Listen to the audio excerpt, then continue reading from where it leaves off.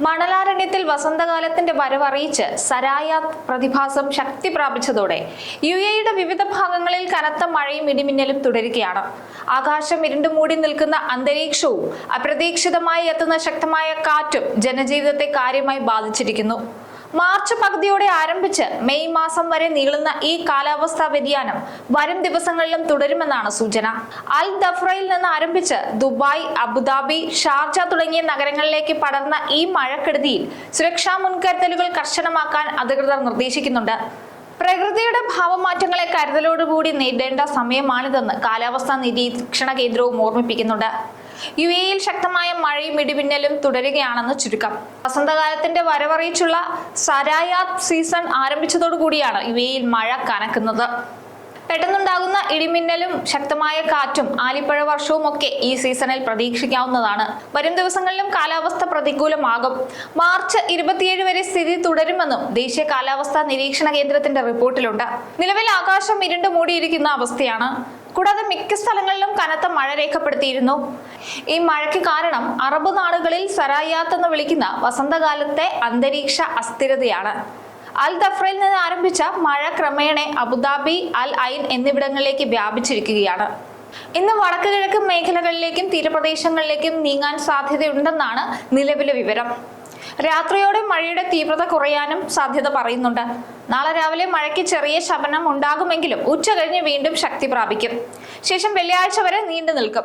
പടിഞ്ഞാറൻ തീരങ്ങളിൽ ആരംഭിക്കുന്ന മഴ ഉൾനാടൻ പ്രദേശങ്ങളിലേക്ക് വ്യാപിപ്പിക്കുമെന്നാണ് അറിയിപ്പിലുള്ളത്. തുടർച്ചയായ മഴയ്ക്ക് പകരം ഇടവിട്ടുള്ള മഴയായിരിക്കും ലഭിക്കുകയെന്നാണ് കാലാവസ്ഥാ കേന്ദ്രം വ്യക്തമാക്കിയിട്ടുള്ളത്. അബുദാബിയിൽ പല ഭാഗങ്ങളിലും ഇതിനോടകം തന്നെ വെള്ളക്കെട്ടുണ്ടായിട്ടുണ്ട്.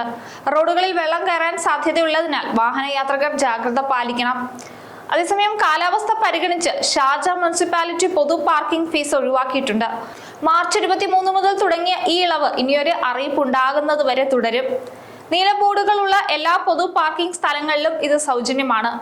പക്ഷെ സ്മാർട്ട് പാർക്കിംഗ് യാർഡുകളിൽ ഈ ഇളവ് ബാധകമല്ല. ജോലിക്ക് പോകുന്നവർക്കും മറ്റും ഈ ഫീസ് ഇളവ് വലിയൊരു സാമ്പത്തിക ആശ്വാസമാണ്.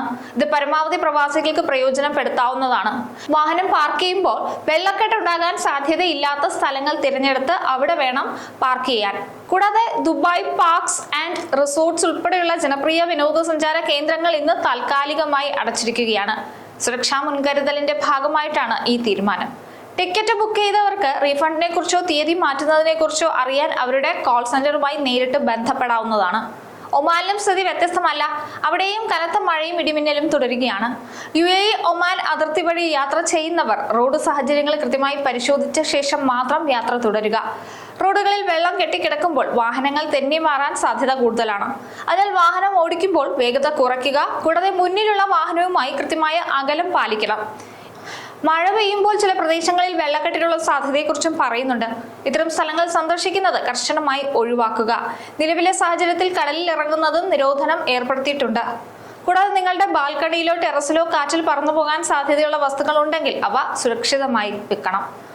പ്രകൃതിയുടെ അപ്രതീക്ഷിതമായ ഈ മാറ്റങ്ങളെ നേരിടാൻ ഭരണകൂടം സജ്ജമാണെങ്കിലും വ്യക്തിപരമായ ജാഗ്രത കൂടി ആവശ്യമാണ്. വരും ദിവസങ്ങളിലും മഴ തുടരുമെന്ന മുന്നറിയിപ്പ് നിലനിൽക്കുന്നതിനാൽ ഔദ്യോഗിക വാർത്താ ചാനലുകളിൽ നിന്നുള്ള വിവരങ്ങൾ പിന്തുടരുക.